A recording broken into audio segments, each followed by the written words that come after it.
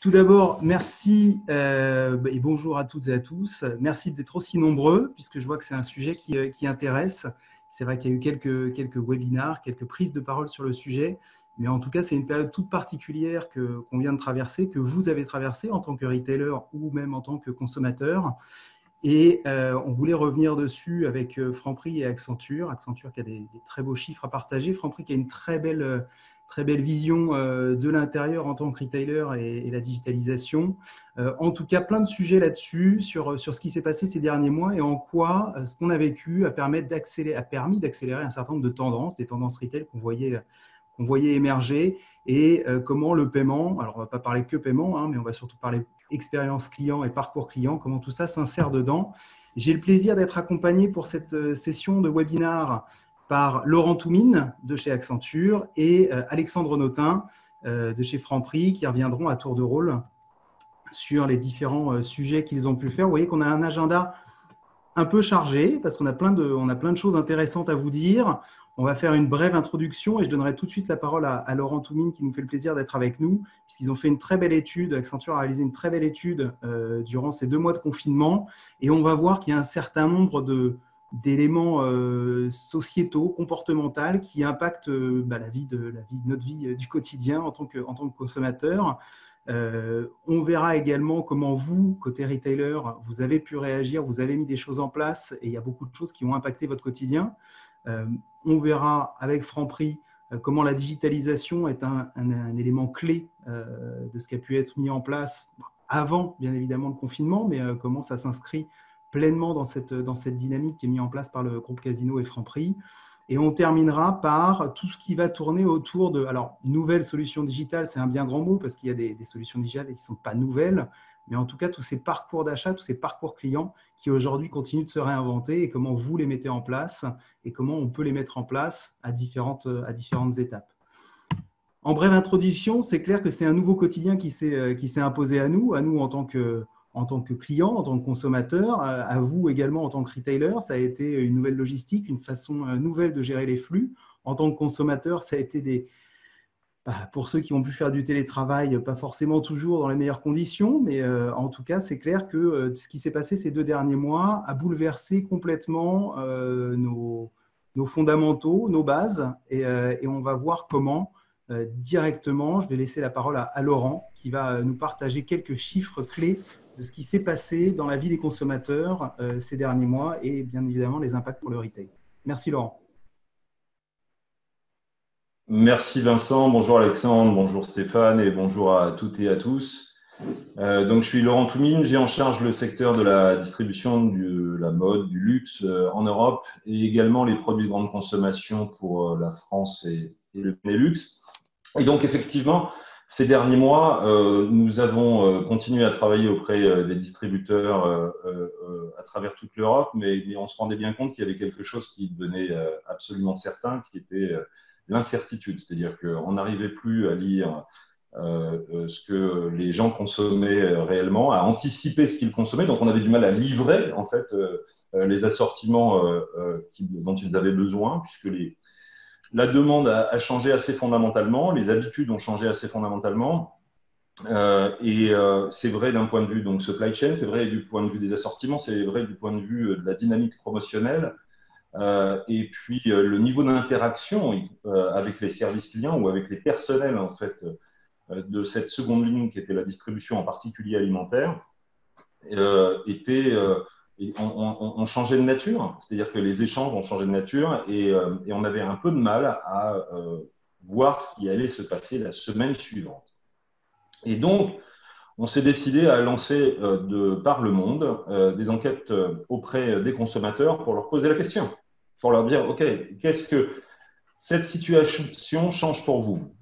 Alors, les premiers éléments de réponse sont évidemment associés à des tendances sociologiques fondamentales de type développement du télétravail et donc une certaine forme de redistribution des temps de consommation. On a eu un temps 1 pendant la crise du Covid où tout ce qui tournait autour de la cuisine, on se souvient de la farine, des œufs, etc., était en rupture sèche dans la plupart des magasins de distribution à dominante alimentaire à travers toute l'Europe.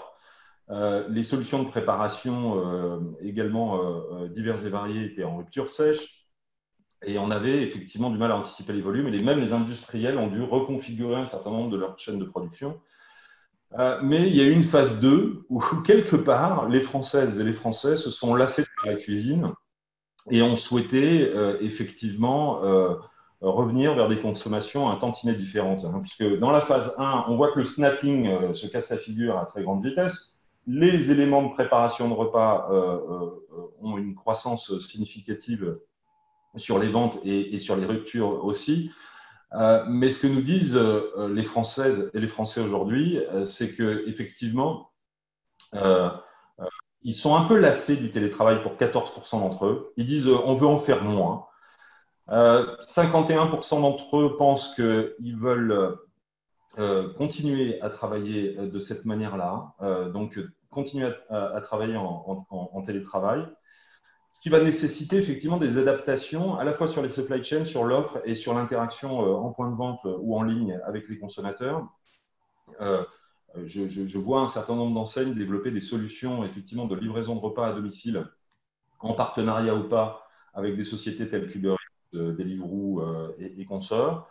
C'est vrai dans toute l'Europe et donc ça pose la question, ça nous questionne sur l'évolution effectivement de nos assortiments. Et il y a même des enseignes en Grande-Bretagne, typiquement pour pas la citer Sainsbury, qui absorbent l'ensemble des informations qui sont en provenance des réseaux sociaux sur ce que vous mangez. C'est-à-dire, vous savez, les photographies que vous prenez de vos plats et qui essaye de tirer des informations essentielles de ces photographies et des textes qui sont associés pour pouvoir se poser la question de savoir comment est-ce qu'ils vont adapter l'assortiment, voire développer des marques propres à très grande vitesse. Et je trouve que ça, c'est un phénomène intéressant, c'est-à-dire que ce vieux cycle de développement produit qui est assez long et qui est un temps long, donc, est complètement remis en cause par ces habitudes associées en particulier au télétravail et qui nécessitent de revisiter l'offre et non pas simplement dans sa structure, mais aussi dans ses composants, c'est-à-dire des produits qu'on propose aux consommateurs. Donc le télétravail, indubitablement, a changé la donne pour les distributeurs au niveau de l'offre comme au niveau de l'intensité promotionnelle et également sur quelque chose sur lequel on reviendra, qui est la supply chain, parce que quand on est distributeur, on distribue et la supply chain est un maillon absolument essentiel et les investissements que l'on voit poindre aujourd'hui dans la distribution sont moins sur le magasin et beaucoup plus sur la capacité à maintenir je dirais le volume de distribution des produits que nous avons, enfin que les distributeurs ont en stock. Le deuxième point, si tu veux bien passer le slide suivant, Vincent, c'est effectivement la sécurité. Donc, non seulement je veux que vous me proposiez des nouvelles offres, des nouveaux services, et quitte à ce que vous vous associez à un écosystème assez large, mais par ailleurs, j'aimerais que vous me rassuriez. C'est vrai dans les transports publics, c'est vrai encore plus, enfin tout autant pardon, dans les restaurants, les centres commerciaux qui sont affectés. On voit le footfall, hein, donc le trafic, effectivement dans les centres commerciaux qui a décliné de manière assez significative. Alors, vous allez me dire, quand vous vous baladez dans les rues de Paris pour les Parisiens, quand vous voulez balader dans les rues de Marseille pour les Marseillais, vous ne constatez pas de manière visuelle et prégnante ces phénomènes. Mais néanmoins, alors, et évidemment, il y a toujours une différence entre ce que les consommateurs expriment dans les sondages et ce qu'ils réalisent, mais ça doit nous inspirer quand même sur un certain nombre de mesures qui doivent être prises au niveau du point de vente en matière de rassurance. C'est vrai sur les phases d'exploration des produits. Donc, comment est-ce que je rassure les clients dans un environnement qui nécessite peut-être d'élargir un certain nombre d'allées? Et si j'élargis un certain nombre d'allées, ben, je vais réduire de facto les gammes de produits que je présente. C'est vrai sur l'essayage en textile, c'est vrai sur l'encaissement également, et effectivement les techniques un peu bricolées que nous avons vu faire florès pendant la période du Covid avec ce plexiglas, voire même ce plastique étiré au devant de la caisse, eh bien, il est revisité actuellement et effectivement, ça doit permettre aux enseignes de regagner la préférence des consommateurs parce que la rassurance est désormais un facteur clé de différenciation en fait, des enseignes de distribution, qu'elles soient dans le domaine non alimentaire ou dans le domaine alimentaire. Et je sais que beaucoup de distributeurs sont en train de travailler là-dessus. Le volume typiquement de SCO, donc de self-checkout, qui sont commandés depuis la crise du Covid est vraiment impressionnant. C'est-à-dire qu'on a un accroissement en fait, de commandes de SCO, de self-checkout, de système de self-checkout. Tout ce qui tourne autour du contactless payment va évoluer aussi de manière significative. Mais je pense au layout des magasins, c'est-à-dire à la manière dont ils se distribuent, ce qui nous permettra éventuellement de revenir sur la question de l'assortiment, et ça inquiète beaucoup les industriels, parce que les industriels se disent, mais s'il y a moins d'espace dans les magasins, parce que justement, on veut donner plus d'espace à la distanciation sociale, où est-ce qu'on va mettre nos produits? Et je sais que dans les pays anglo-saxons, on développe énormément ce qu'on appelle les dark stores, c'est-à-dire que les produits essentiels sont cantonnés effectivement dans des zones de réserve qui vont permettre de faire du click and collect, alors même que les assortiments accessoires au sens pas essentiel, sont eux présentés effectivement dans le magasin. Et donc, on a une double logique qui est commande online et pick-up dans le point de vente, avec achat complémentaire, le cas échéant, physiquement dans le point de vente, mais qui a été aéré dans son layout. Et je pense que ça, ce sont des éléments qui doivent nous amener à réfléchir sur la façon dont on articule les options de visual merchandising, donc d'exposition des produits, de gestion des assortiments, voire même d'opération, puisque cette dualité entre, je dirais, ces dark stores de préparation et les zones traditionnelles de flux clients physiques doit être un élément de réflexion fondamental en fait, dans la reconfiguration de nos points de vente. Si on double-clique un petit peu sur ces mesures d'hygiène, effectivement, les consommateurs ils disent certes, j'aimerais que les employés garantissent ma sécurité et donc qu'ils portent des masques. Oui, il me faut des produits d'hygiène en libre service. Oui, j'exige, je souhaite et je demande à ce que les gens qui visitent le magasin portent le masque et que ce soit rendu de plus en plus obligatoire. Mais il y en a même certains qui nous disent, 46% d'entre eux quand même, hein, j'aimerais que les normes de nettoyage du point de vente, la fréquence à laquelle le point de vente est nettoyé, la fréquence à laquelle les caddies sont nettoyés lorsqu'on parle de caddies, soient affichées clairement. J'aimerais qu'on me dise les choses. C'est un peu comme sur le périphérique ou sur l'autoroute, quand on vous dit il vous reste 27 minutes avant d'arriver à la prochaine porte. Là, le consommateur exige de l'information et la question qui va se poser, c'est au-delà de l'imprimé A4 qui sort de l'imprimante du magasin, comment est-ce qu'on peut effectivement présenter ces informations de manière plus dynamique, ce qui pose une vraie question de staff planning, hein, c'est-à-dire d'organisation du temps de travail des employés. Voilà. Vous savez que nos marges sont fines dans la distribution, donc la question effectivement de la reconfiguration des tâches des employés dans les points de vente est assez critique. Parce que pendant la période du Covid, nombreux ont été les magasins qui ont constaté que tout ce qui était drive et click and collect était en fait pas vraiment rentable, parce qu'il y avait un accroissement significatif des coûts associés à la préparation en fait, des produits. Et si on rajoute à cela la nécessité de nettoyage, donc l'accroissement du budget associé au nettoyage, l'affichage de ces informations, l'interaction nécessaire avec le client pour produire cette rassurance, effectivement, on risque d'avoir un FP sur chiffre d'affaires, donc des frais de personnel sur chiffre d'affaires qui vont croître de manière significative. Et là, il va falloir réinventer un peu l'équation. Nombreux sont les distributeurs qui se posent la question effectivement de la réinvention de cette équation, y compris en utilisant des technologies d'optimisation de la planification du personnel. Bon, ça, c'est relativement classique, hein, c'est de la recherche opérationnelle, mais également un tantinet de robotisation lorsque c'est possible et lorsque c'est pertinent, effectivement, dans les surfaces de vente que l'on considère. Donc, l'hygiène, facteur de rassurance, contributeur à la brand equity, y compris, c'est-à-dire à l'image de marque du distributeur. Le changement de comportement d'achat, pendant la période du Covid, tout le monde s'est dit on va consommer bio, on va consommer local, et quelle n'a pas été notre surprise, en particulier en France, lorsqu'on a regardé les chiffres en fait, de la P5 et de la P6, pour l'alimentaire en tout cas, dans lesquels on voyait nettement une progression tout à la fois des premiers prix et des marques propres, et une décroissance pour P6 en tout cas, significative des produits locaux. Et en fait, les AMAP, donc ces organisations, effectivement, ces fédérations de producteurs locaux, nous ont également dit, en l'occurrence, il y a une décroissance, on a une déconvenue, c'est-à-dire que probablement ces urbains qui étaient partis à la campagne, qui voulaient consommer local, ben, ils se sont arrêtés de consommer local. Néanmoins, il y a une graine qui a été semée, alors elle existait déjà, mais en tout cas, le champ a poussé. Et il y a une vraie prise de conscience profonde lorsqu'on interviewe les Françaises et les Français et globalement l'ensemble du monde occidental sur la nécessité de consommer de manière beaucoup plus responsable. Je suis frappé par les progressions de vente de seconde main, typiquement, notamment sur le secteur habillement. Je suis frappé également par les ventes de seconde main sur d'autres secteurs, dans le domaine électroportatif, sur le bricolage et également sur l'ameublement. On a des taux de croissance qui sont bien supérieurs à la période pré-Covid. Donc, c'est qu'il y a quelque chose quand même associé à la surconsommation historique depuis la fin de la Seconde Guerre mondiale qui est ancré désormais dans la psychologie des consommateurs. Mais je ne cacherai pas non plus le fait que la prise de conscience qu'il y a une crise économique à venir, ou que l'on vit d'ores et déjà, crée une tension sur le prix qui est fondamentale. Et donc, on va avoir un monde un peu piquétien, un peu polarisé.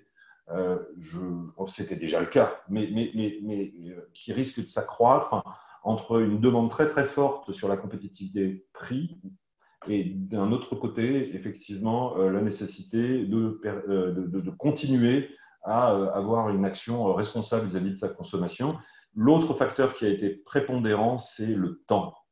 Ce fameux équilibre entre la valeur temps et la valeur argent, l'efficacité, les systèmes d'information. Et je ne veux pas faire de finger pointing particulier sur un site de commerce électronique ou un autre, mais qui affichait des pages en disant vous attendez s'il vous plaît, le site sera à nouveau disponible dans 30 minutes.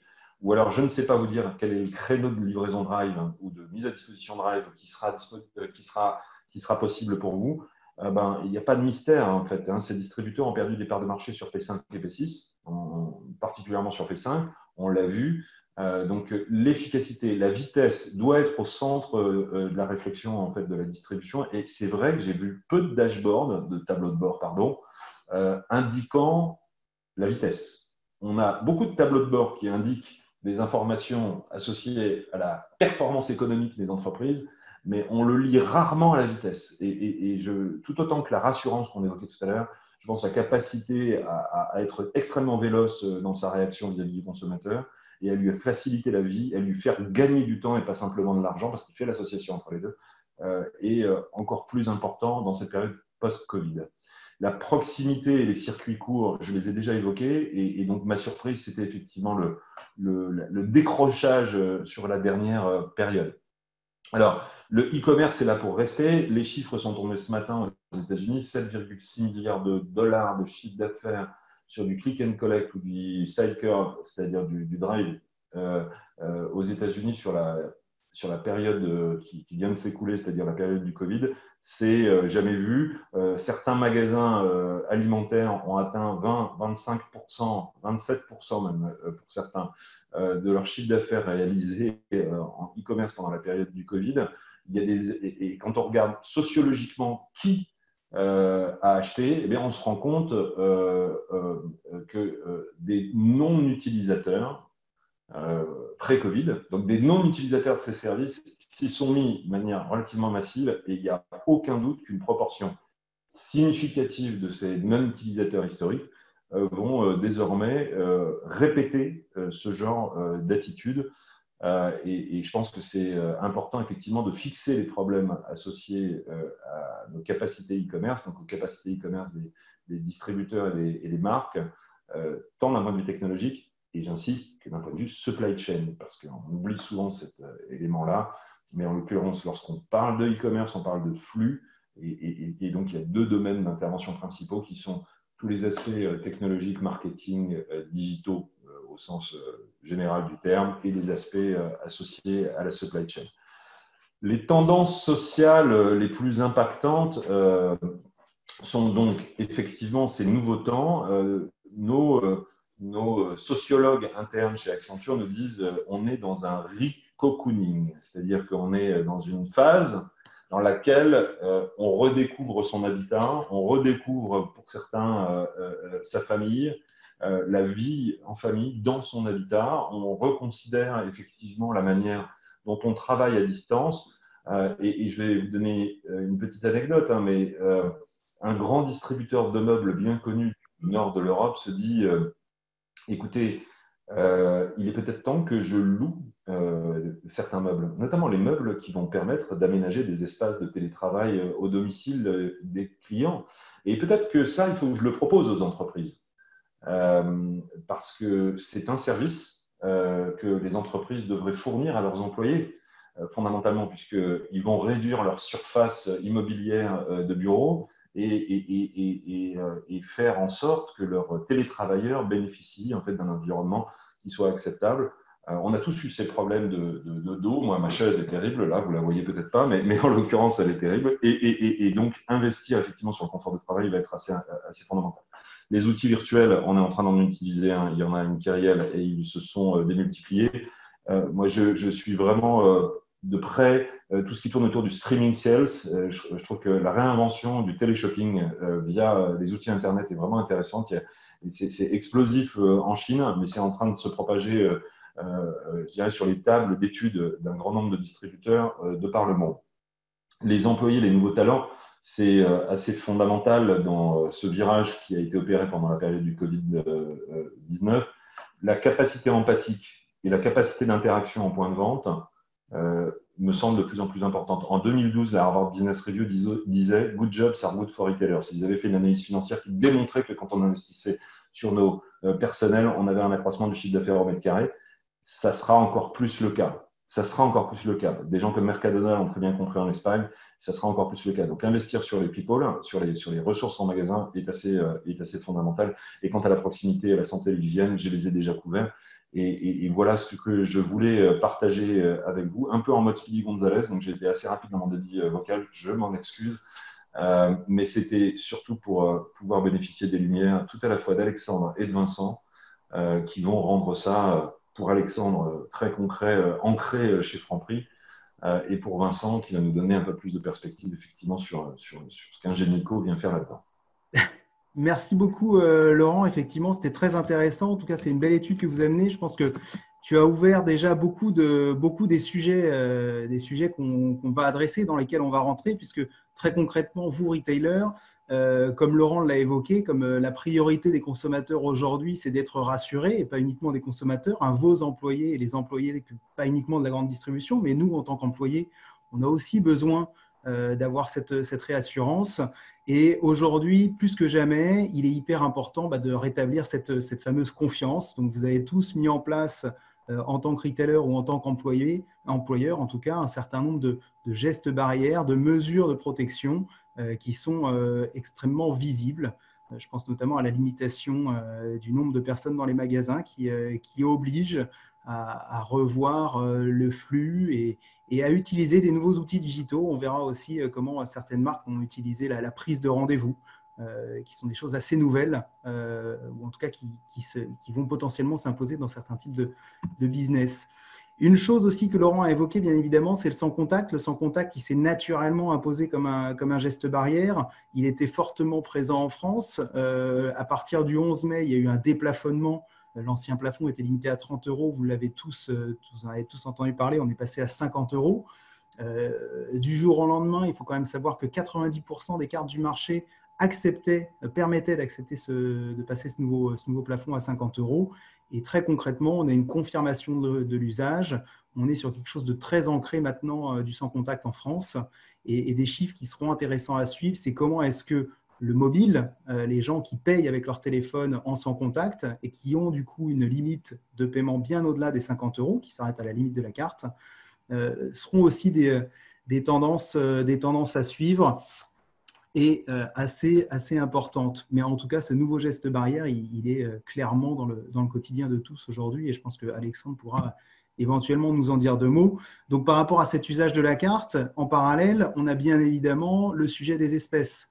Alors, comme le chèque, elles ne vont pas disparaître demain complètement. Par contre, l'étude d'Accenture qui a été partagée avec nous montre bien cette accélération de la dématérialisation, cette accélération de la perte de vitesse des espèces puisqu'on était sur un rythme moyen de moins 2,5 points depuis tous les ans depuis 2015.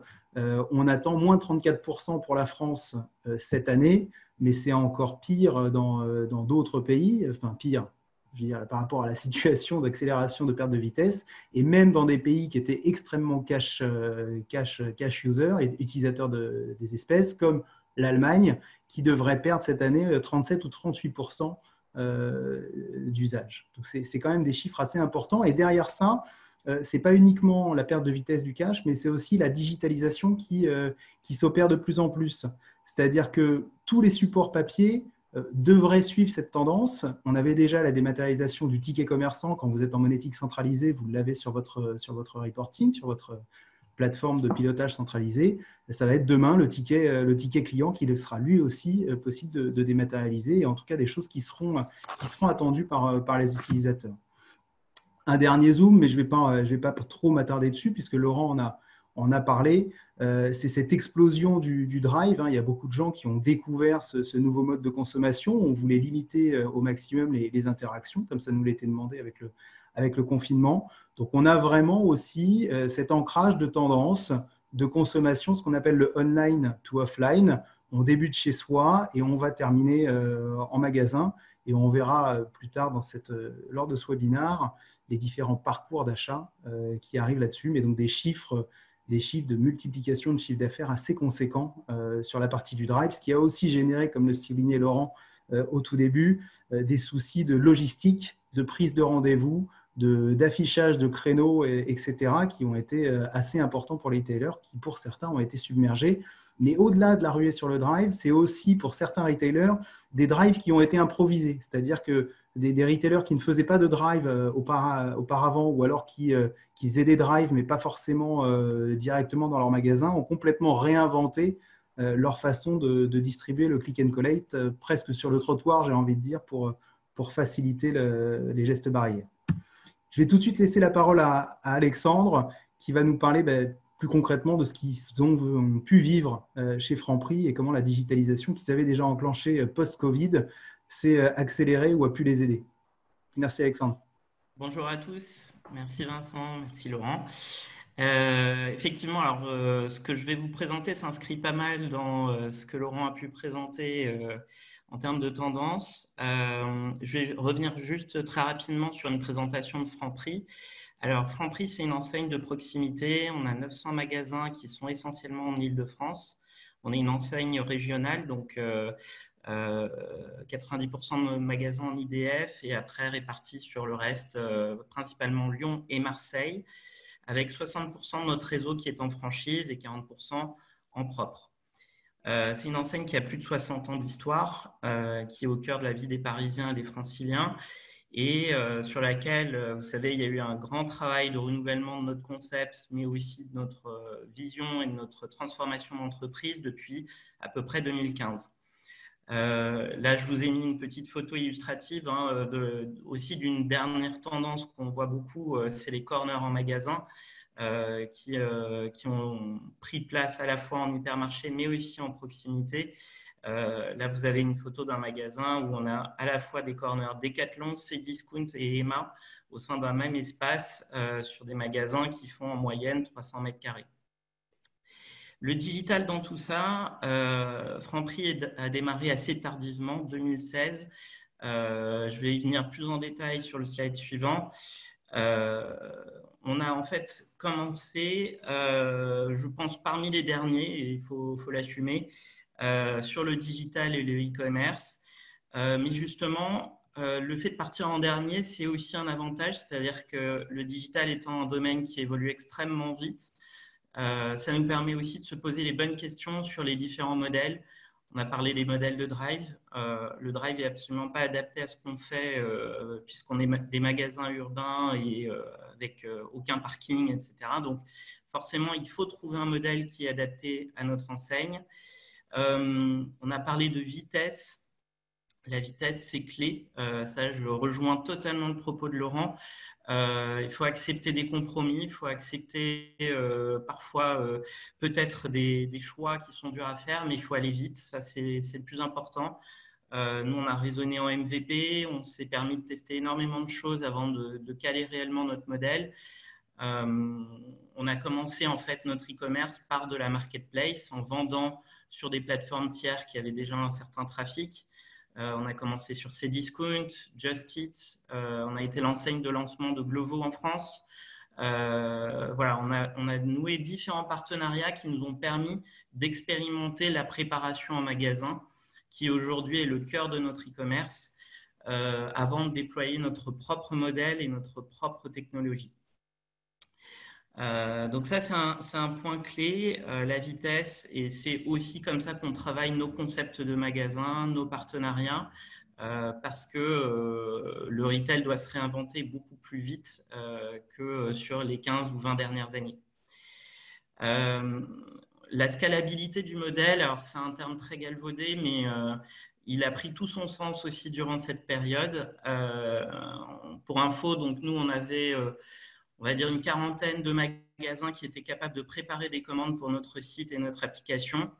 Je ne l'ai pas évoqué, mais on a eu beaucoup de chance. On a lancé notre site en version e-commerce en janvier. Donc, coup de bol, on va dire, de l'histoire. Mais c'était très important d'être capable de démultiplier la préparation en magasin pour nous.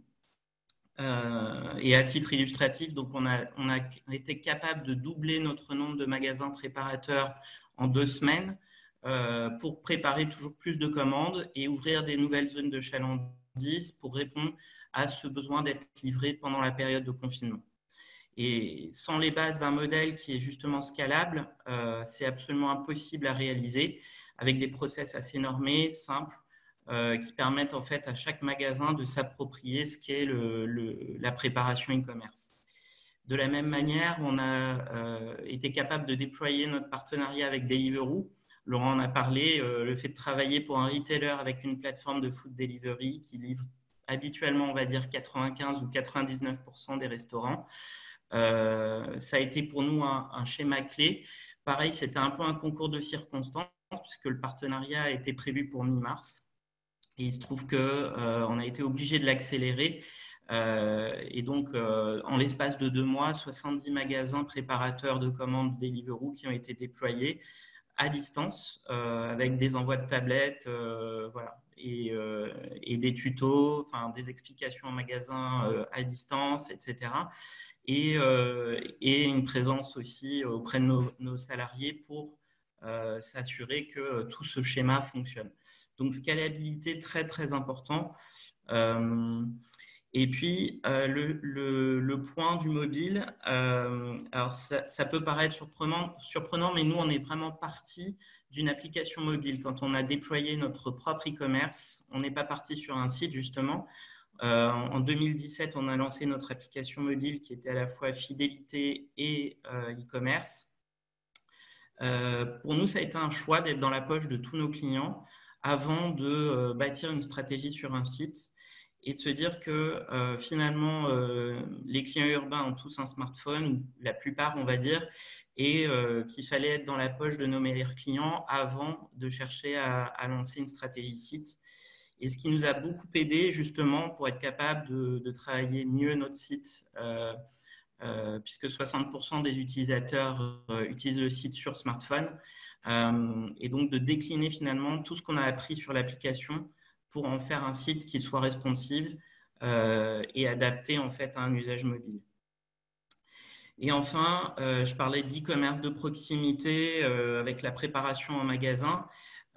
Forcément, ça amène à créer des outils spécifiques pour des magasins, digitaliser le point de vente, à être capable de connaître ses prix, ses stocks, de gérer différents éléments de la préparation, de simplifier la vie du personnel et encore plus dans cette période qui a été compliquée. Donc, du coup, un bon outillage du magasin, c'est clé aussi pour partir sur ces sujets. Passer de brick and mortar à plateforme and mortar, ça veut dire quoi? Ça veut dire que finalement, notre façon de travailler l'e-commerce et du coup la digitalisation du magasin en même temps, ça a été de se dire on apprend par l'e-commerce et ensuite on remonte sur toute la chaîne de valeur progressivement. Je vous prends un exemple. Quand on travaille un référentiel produit, forcément, en le digitalisant, on va pouvoir amener des choses à la fois pour nos collègues justement qui travaillent sur du référencement produit. On va pouvoir apporter de la valeur aussi à notre magasin pour qu'il n'ait pas simplement des libellés courts, mais aussi des photos, des informations plus poussées sur les infoproduits pour être capable de commander des produits qui sont parfois pas disponibles sur entrepôt, donc d'autres produits à la place d'un autre. Et donc, c'est toute cette valeur-là que finalement le e-commerce au départ nous a aidé en fait à construire sur une plateforme digitale. Donc, tout l'enjeu pour nous, c'était vraiment de créer cette plateforme après un premier retour d'expérience sur la gestion du e-commerce et donc d'être capable finalement de développer aussi la valeur qu'on donne aux données. Par exemple, je vous ai cité la donnée produit, mais aussi la donnée client. Ça nous a aidé par exemple à avoir un data hub pour construire notre programme de fidélité Bibi, dont je parlerai un petit peu après. Mais voilà, pour enrichir de la donnée, pour créer des parcours, et je ne dis pas une omnicanalité, mais des omnicanalités, c'est-à-dire que finalement, l'enjeu, c'est que le client il doit pouvoir choisir, avoir des parcours qui correspondent en fait à son envie. Et donc, en ayant une CRM unique, une plateforme digitale, ça nous a permis de créer tout notre ship from store, de la LAD, du click and collect. Laurent a parlé aussi de dark store. Donc, nous, transitoirement pendant la période, on a aussi créé des dark stores éphémères sur certains magasins.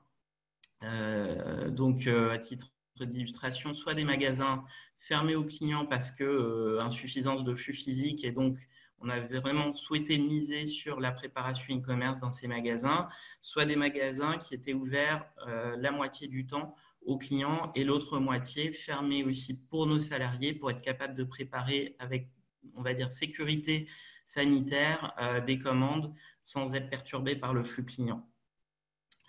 Bibi, alors je vais juste mentionner un point sur l'encartage Bibi. On a testé depuis quelques jours et semaines un nouveau principe d'encartage. On a parlé tout à l'heure des nouveaux moyens de paiement et aussi du nouveau rapport en fait avec sa carte bleue et ses façons de payer en magasin. On a lancé avec Ingenico un test sur 5 magasins. Dont les premiers retours sont assez encourageants et vont aussi dans le sens des SCO, donc des caisses automatiques, puisque le principe, c'est quoi? C'est qu'on a réfléchi en fait à comment encarter des clients sur notre programme de fidélité. Aujourd'hui, c'est un sujet clé. Et le point de difficulté qu'on avait, c'est que faire télécharger une application mobile pour créer son compte de fidélité alors qu'on est en train de payer en caisse, c'est absolument impossible. Donc le but, c'était de trouver un moyen finalement d'engager le client à télécharger son application mobile Franprix et créer son compte sur notre programme Bibi. Et donc le TPE, à cet égard, joue le rôle de système d'encartage puisqu'on demande au client de saisir son numéro. Il reçoit ensuite un SMS avec un lien pour remplir un formulaire et créer son compte. Et donc, ce dispositif marche très, très bien sur les SCO. On l'a remarqué, 70% des cas d'usage sont sur les SCO. Et on estime qu'en gros, on peut générer à peu près 120 000 téléchargements annuels grâce à ce dispositif sur notre application mobile. Donc, c'est un dispositif qu'on continue à tester. On va en tirer encore d'autres enseignements, mais c'est déjà très encourageant. Alors, j'ai un peu déjà évoqué ce qu'on a appris avec la crise, mais pour bien insister, l'adaptation, ça a été un sujet fondamental pour l'enseigne. Pour sortir un peu du digital, il faut avoir en tête que, par exemple, on parlait de référencement produit tout à l'heure. On a dû référencer en moins de 2 mois 400 références de produits qui n'étaient pas sur entrepôt. Et ça, c'est un travail énorme parce que on est complètement sorti de nos process habituels. On a désorganisé beaucoup d'éléments de la supply chain. On a eu un entrepôt qui a été obligé de travailler en 3/8 parce que Franprix, c'est que du juste à temps. Enfin, on a très peu de réserves dans nos magasins. Et puis, on a été aussi obligé d'embaucher 1000 personnes en 72 heures au début du confinement pour que nos magasins soient capables de tenir la charge et le flux client et aussi tout le travail qu'il y a à réaliser dans le magasin, plus les commandes e-commerce qui arrivaient. Adaptation et je dirais résilience aussi, à titre d'illustration. On a adapté notre fonctionnement e-commerce et nos opérations e-commerce justement pendant cette période pour être capable de répondre aux enjeux clients. Comme le disait Laurent, beaucoup de frustration quand on n'arrive pas à commander, que les créneaux sont fermés, impossibilité d'avoir de la visibilité de la part des enseignes. On n'a pas été meilleur que les autres, hein, on ne va pas se mentir. Par contre, ce qu'on a essayé de faire, c'est de travailler le sujet différemment. Beaucoup d'irritants sur le fait d'avoir des créneaux à 7 jours, alors que les gens avaient un besoin un peu panique de se faire livrer en immédiateté. Et donc, nous, ce qu'on a décidé de faire, c'est de prendre le sujet à l'inverse, c'est-à-dire d'ouvrir nos créneaux quotidiennement, mais de les fermer dès lors qu'on ne savait plus absorber la préparation de commandes. Ce qui fait que, bon, alors les premiers jours, on a ouvert 1 heure et ensuite progressivement 2 heures au fur et à mesure qu'on arrivait à déployer plus de monde et plus de magasins jusqu'à ouvrir quasiment les créneaux sur la journée entière et être capable de préparer toutes les commandes pour le jour même. Circuit court, alors le local a le vent en poupe, effectivement, ça a été le cas pendant le confinement et c'est toujours le cas. Il y a une attente fondamentale de circuit court, à la fois sur le sourcing, sur tout ce qu'on propose en termes d'assortiment, mais aussi de faire revivre son quartier, d'être ancré dans finalement le commerce de proximité. Donc ça, c'est une chance aussi pour Franprix. Et dernier point, donc le choix. Effectivement, donner les cartes aux clients, parce qu'aujourd'hui, ce n'est pas à nous d'imposer des choses, c'est au client de choisir. Lui donner le choix des moyens de paiement. Alors, quand on fait des paniers moyens dans une enseigne de proximité à peu près 12 € en panier moyen, il est évident que le paiement sans contact a tout bonnement explosé dans nos magasins. Aujourd'hui, c'est 70% des paiements CB qui sont faits en sans contact chez Franprix, avec une proportion de la CB qui augmente drastiquement. Donc, forcément, ça change des éléments de notre modèle. Et pareil, Deliveroo, c'est un choix et une opportunité parce que pour nous, c'est un moyen finalement d'être présent là où nos clients peuvent avoir leurs habitudes. On sait que Franprix et Deliveroo, il y a beaucoup de réflexes communs chez nos clients urbains. Et le fait d'être présent à la fois en propre, mais aussi en marketplace, c'est pour nous l'opportunité d'être présent partout où peuvent être nos clients. Voilà. Merci beaucoup Alexandre pour ce partage entre guillemets de retour d'expérience et ce que vous avez pu adapter chez Franprix. C'est vrai que ça fait beaucoup écho avec ce qu'a partagé Laurent avec nous et je crois qu'on va boucler la boucle. Donc il me reste un quart d'heure. Je ne vais pas utiliser le quart d'heure en entier puisque si vous avez des questions, n'hésitez pas à les poser dans le chat. On pourra en prendre quelques-unes. Je sais que Laurent a une contrainte forte. Il devra nous laisser à 10h30 pétante. Donc, si vous avez une question pour lui, n'hésitez pas à la poser maintenant et on la prendra tout à l'heure. Du coup, voilà, ce qui s'est passé, c'est qu'on a bien compris qu'il y a des tendances sociétales qui se sont clairement ancrées. On a vu que vous, retailer, Franprix en a parlé, mais et je pense que vous aviez tous une anecdote à partager avec nous sur ces 2 mois et mois à venir complètement hors du commun. Mais très concrètement, on a aussi des tendances techno qui ont poussé, qui ont porté cette expérience utilisateur très digitale et sur des nouveaux parcours. Ce parcours-là, vous le connaissez aussi bien que moi aujourd'hui. Hein, c'est à la fois un parcours client qui est véritablement une expérience de chaque instant. Et moi, j'entends trop souvent un commentaire concernant le paiement. On dit souvent le paiement, c'est une fin en soi. En fait, c'est pas du tout ça le cas. Le paiement, bien au contraire, il faut le considérer comme un service, comme une fonctionnalité. Et Alexandre le disait encore tout à l'heure en conclusion, c'est laisser le choix au consommateur. Et c'est hyper important de pouvoir laisser le choix au consommateur dans son mode de consommation, mais aussi dans la façon dont il a envie de payer, sur quel device il a envie de payer, comment est-ce qu'il a envie de payer. Et c'est vraiment de voir que le paiement, vous devez le considérer comme une brique. C'est une brique bien évidemment essentielle du parcours client, mais elle doit pouvoir être disponible à tout moment dans cette optique de lui laisser le choix. Donc là, on a à la fois à la maison, on va voir qu'on commence des parcours à la maison, qu'on peut terminer en magasin, mais on peut aussi faire un parcours complètement à la maison. Le parcours en magasin, qui, avec le Covid et les nouveaux gestes barrières et règles sanitaires, se complexifie un petit peu, mais on a des outils digitaux pour faire face à ça. Le passage en caisse, le click and collect, et bien évidemment, pour englober tout ça, on a aussi ces fameux parcours omnicanaux. Je commence d'un bout, je me retrouve dans l'autre, je suis retrouvé à un endroit, on m'identifie quelque part et le paiement a bien évidemment un rôle à jouer avec ça. À la maison, des outils digitaux qui sont omniprésents, les réseaux sociaux qui ont servi pour beaucoup à la digitalisation d'un certain nombre de supports promotionnels. Il y a certains retailers qui ont mis en avant tout leur catalogue ou support promotionnel sur les réseaux sociaux comme Facebook ou Instagram. Je pense surtout à Instagram. En tout cas, il faut vraiment considérer, mais ça, je pense que vous avez bien cette notion en tête en tant que retailer, que la maison, c'est la zone de confort de l'utilisateur. Et d'autant plus, avec ce que disait le très bon terme qu'employait tout à l'heure Laurent, c'est le recocooning, le fait qu'en fait, à la maison, on se sent bien et c'est souvent là qu'on prépare sa visite ou qu'on fait directement ses achats. Il y a aussi une tendance techno très forte. Beaucoup de commerçants se lancent dedans. Il y a eu un certain nombre d'annonces ces derniers temps sur le commerce vocal, où on pouvait préparer son panier et valider ses produits favoris directement depuis son enceinte connectée. Également, tout ce qui concerne les chatbots, donc c'est de pouvoir intégrer nativement du paiement dans du commerce conversationnel par le chat.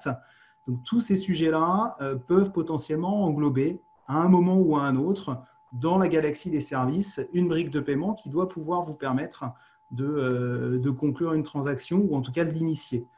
Je pense à l'initier, c'est notamment sur la partie paiement en ligne, et on y reviendra en conclusion, c'est tout ce qu'on appelle le token. Le fameux token, la tokenisation, c'est comment est-ce qu'on va pouvoir désensibiliser une donnée de paiement qui sera conservée par votre prestataire de paiement pour pouvoir ensuite soit rejouer des paiements, soit débiter ultérieurement le client, soit le débiter en plusieurs fois, soit le débiter directement, soit aussi ce qu'on appelle des tokens CRM, c'est de pouvoir réidentifier le client à quel que soit l'endroit dans lequel il va se présenter dans son parcours d'achat. La prise de rendez-vous, c'est aussi quelque chose un nouvel outil qui a été mis en place par un certain nombre de retailers. On peut l'imaginer comme un service premium, mais en tout cas, dans cette façon de repenser les flux que vous avez aujourd'hui, à la fois les flux en magasin, mais aussi les flux entrants, à quel moment je vais pouvoir avoir des clients. Laurent en parlait tout à l'heure, vraiment en toute introduction de ce webinaire. C'est vrai que le télétravail permet de repenser un petit peu ces temps de consommation. Moi, aujourd'hui, par exemple, je suis en télétravail, chose que je n'ai jamais pu faire. Je vais aller chercher mon drive à 13 heures. C'est quelque chose qui, en temps normal, était absolument impossible pour moi puisque je travaille assez loin de mon domicile. Donc, c'est vraiment ces nouveaux temps de consommation qui sont à prendre en considération. Ensuite, les enjeux de la visite en magasin. C'est vrai que le parcours en magasin, aujourd'hui, il est fortement porté par le mobile. Alexandre le soulignait, mobile first, c'est un élément clé du parcours en magasin, à la fois entre les mains du client, mais aussi entre les mains du vendeur. C'est-à-dire que le client, quand il est maintenant en magasin, il a potentiellement de moins en moins d'interactions avec un vendeur en direct ou alors derrière un plexiglas, et il a de plus en plus besoin quand même d'avoir de l'information. Et moi, j'aime beaucoup toutes ces applications qui permettent, par exemple, dans une grande enseigne de bricolage, quand on cherche quelque chose, on lance l'application et on peut automatiquement trouver le numéro de l'allée ou trouver le produit. C'est quand même des choses qui sont assez pertinentes quand on a des surfaces de vente qui font quelques milliers de mètres carrés et qu'en fait, on cherche une boîte de clous. C'est quand même pratique de pouvoir tout de suite identifier l'endroit où on va. Mais ce n'est pas uniquement une source d'information côté client, c'est aussi une source de faciliter l'encaissement, puisque vous avez tout un tas de solutions comme le self-scanning.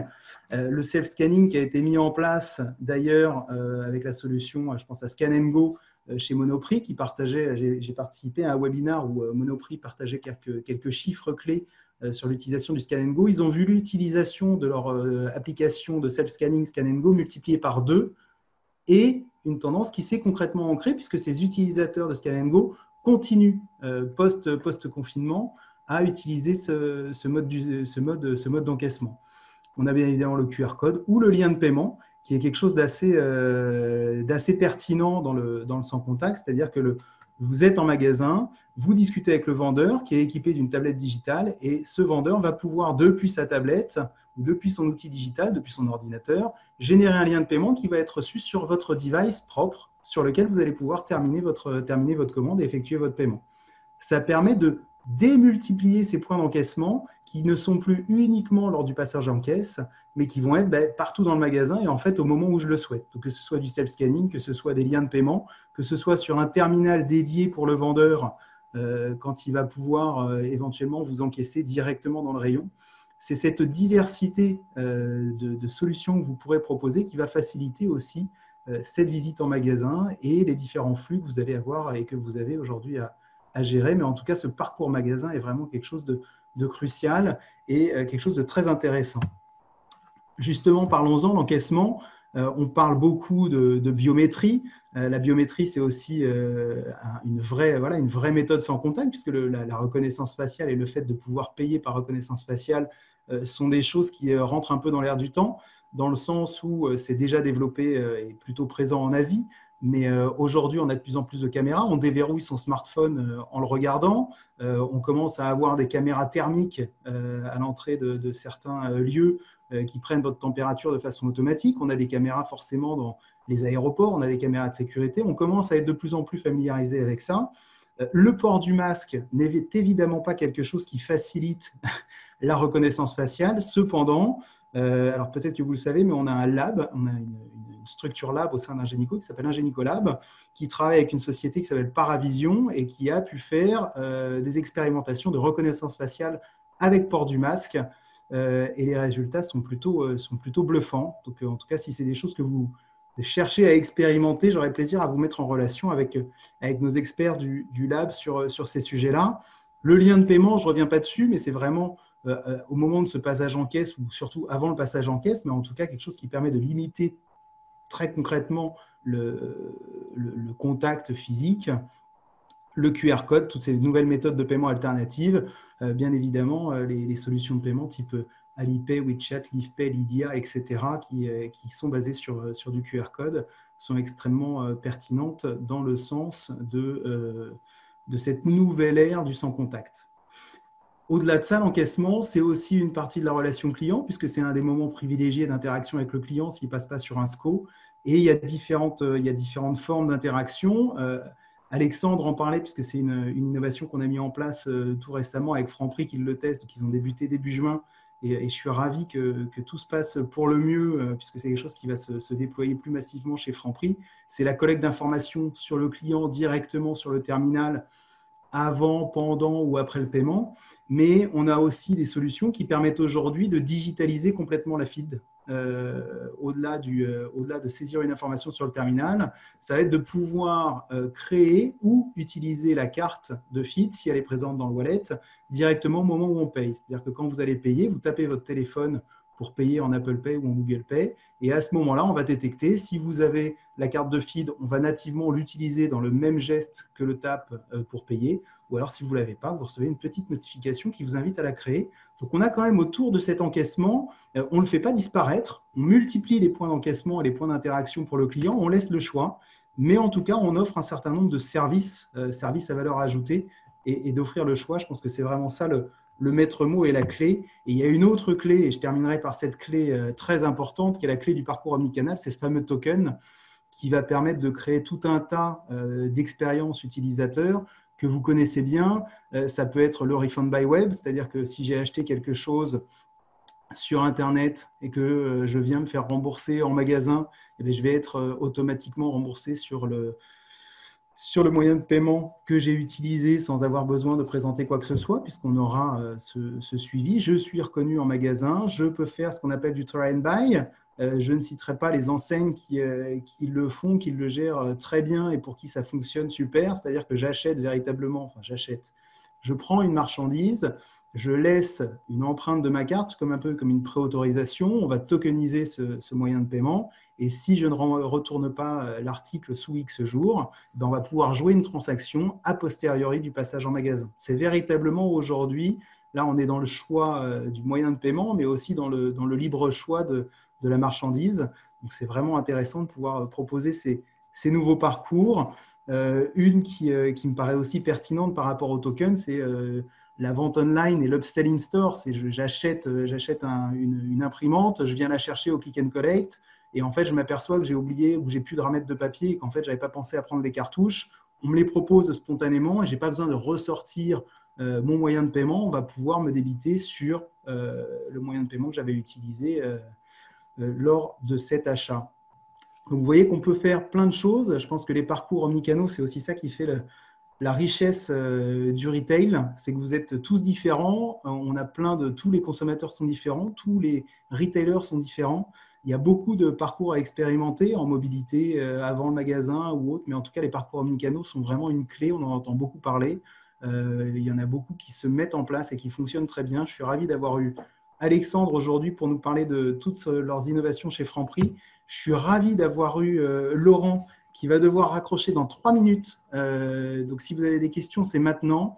En tout cas, c'était extrêmement intéressant de partager, et j'espère que vous avez pris autant de plaisir que moi aujourd'hui, à partager ces insights sur cette période que l'on vient de traverser et qui n'était pas si facile pour chacun d'entre nous.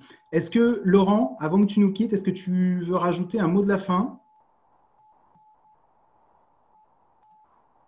Il nous a déjà quittés. Il nous a quittés. Alexandre ? Non, merci. J'étais ravi de pouvoir partager ce retour d'expérience et puis je suis à votre disposition s'il y a des questions sur nos actualités.